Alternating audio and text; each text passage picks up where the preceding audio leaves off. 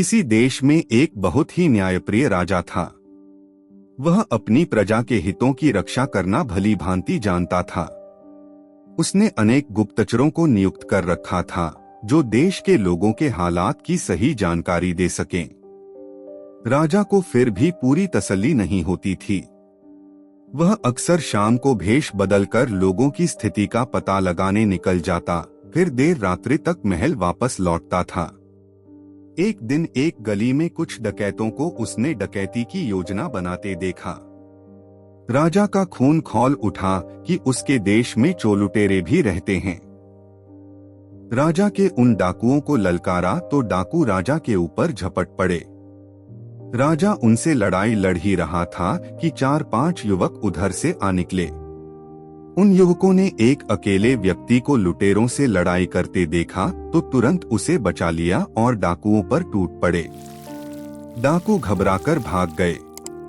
युवकों ने राजा को पहचाना नहीं था। एक युवक बोला, क्षमा कीजिए, आपको इन डाकुओं से अकेले भिड़ना पड़ा। आप हमें बताइए कि आप कहाँ रहते हैं, हम आपको वहीं छोड़ देंगे। राजा ने कहा, नहीं, इसकी आवश्यकता नहीं है। आप जैसे योग्य युवक हमारे देश में रहते हैं तो मैं अकेला कहाँ हूँ। आप भी मेरे मित्र ही हैं। राजा कुछ देर बातें करता हुआ उनके साथ चल दिया और बातों बातों में उन युवकों का नाम पता आदि पूछ लिया। वे सभी अलग स्थानों पर रहते थे। कुछ दूर तक सब साथ चलते रहे, फिर आधी रात हो जाने पर सब अपने अपने घर चले गए। राजा भी चुपचाप पिछले दरवाजे से राजमहल में जाकर सो गया। सुबह को राजा ने उठकर उन युवकों को राज दरबार में आने का न्योता भेजा। वे सभी युवक यह सुनकर बहुत हैरान हुए कि राजा ने उन्हें बुलाया है। उनमें से कुछ युवक डर के मारे घबरा रहे थे कि कहीं उनसे अनजाने में कोई गलती हो गई है जिसकी उन्हें सजा मिलने वाली है।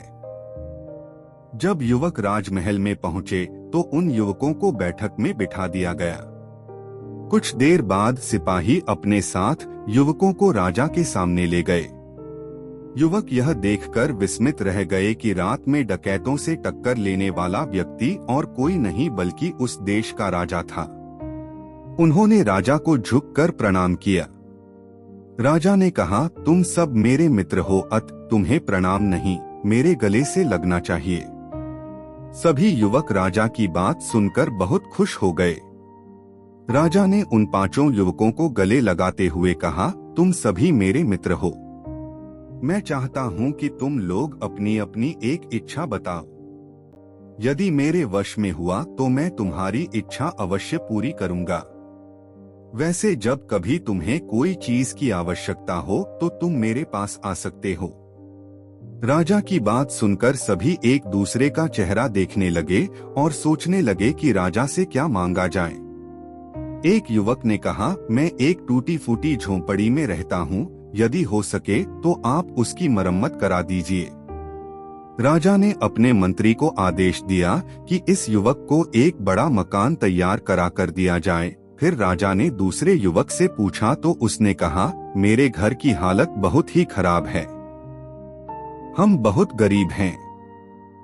मुझे कुछ धन मिल जाता तो मेरे पिता और मैं कोई व्यवसाय शुरू कर देते।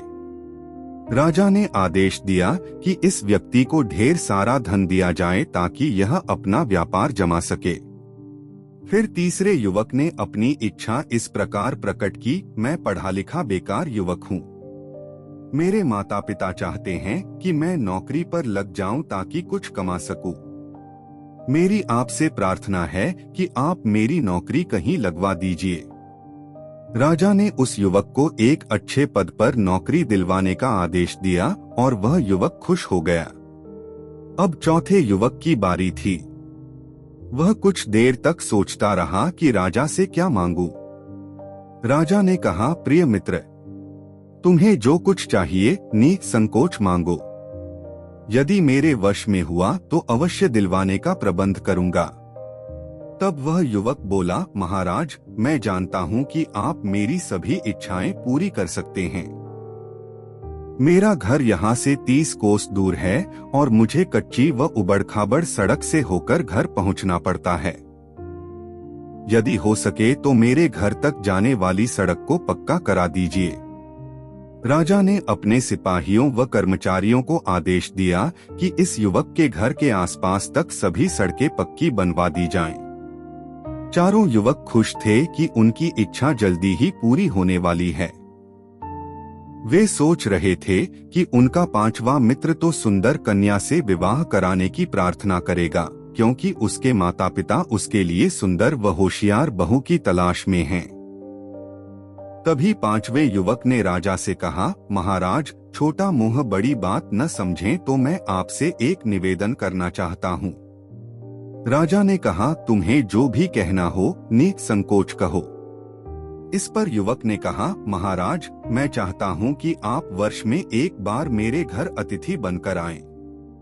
चारों युवक अपने मित्र की ओर अजीब सी नजरों से देखने लगे कि उनके मित्र ने मांगा भी तो क्या मांगा। वे सोचने लगे कि आज इसकी अक्ल घास चरने गई जो इसने ऐसी बेतुकी इच्छा जाहिर की है। राजा युवक की इच्छा सुनकर थोड़ा असमंजस में पड़ गया।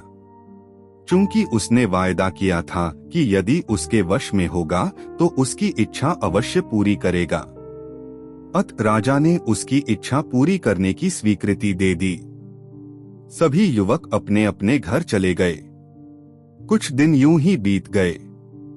चूंकि उस पांचवें युवक के यहाँ राजा को अतिथि बनकर जाना था, इस कारण उसके लिए एक बड़े और आलीशान मकान के निर्माण की तैयारी शुरू कर दी गई और उस युवक को उस आलीशान मकान में अपने परिवार के साथ रहने के लिए भेज दिया गया।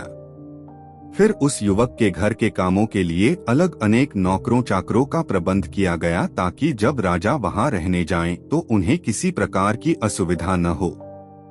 अब उसके इतने सारे खर्च इतनी आसानी से नहीं चल सकते थे, इस कारण उसके लिए राजकोष से एक बड़ी धनराशि नियमित रूप से भिजवाने का इंतजाम कर दिया गया। उसके घर राजा को अतिथि बनकर जाना था और राजा ऊंची नीची और उबड़-खाबड़ सड़कों से यात्रा नहीं कर सकता था, इसलिए उस युवक के मकान तक चारों ओर से नई सड़कों का निर्माण किया गया। वह युवक बहुत खुश था कि उसे अपने मित्रों से कहीं अधिक मिल चुका था। तभी राजा को पता लगा कि वह युवक कोई छोटा मोटा काम करता है।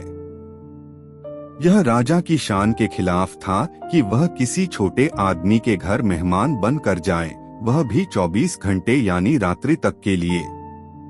राजा ने आदेश दिया कि उस युवक को राजदरबार में अच्छे पद पर नियुक्त किया जाए। युवक को मुख्य राजदरबारी की नौकरी भी दे गई। अब राजा का उस युवक के यहाँ जाने का दिन निश्चित हो गया, लेकिन एक समस्या फिर भी आ रही थी। शाही कानूनों के अनुसार राजा किसी अजनबी युवक के यहाँ मेहमान बनकर नहीं जा सकता था। राजा ने अपने मंत्री से सलाह की। मंत्री ने बताया कि वह युवक बहुत ही होनहार व बुद्धिमान है, क्यों न इसका विवाह आपकी पुत्री से कर दिया जाए। राजा को बात जंच गई और राजा ने उस युवक के यहाँ सूचना भिजवाई कि वह अपनी पुत्री का विवाह उस युवक से करना चाहता है। वह युवक खुशी से फूला नहीं समाया। कुछ ही दिनों में उस युवक का राजकुमारी से विवाह हो गया। अब राजा उस युवक के यहाँ हर वर्ष एक दिन के लिए मेहमान बनकर जाने लगे, क्योंकि अब वह युवक अजनबी नहीं बल्कि उनका दामाद बन गया था। राजा अपने दामाद की बुद्धिमत्ता से बेहद खुश था कि उस युवक ने देखने में छोटी सी चीज मांगकर इतनी बड़ी चीज मांग ली थी।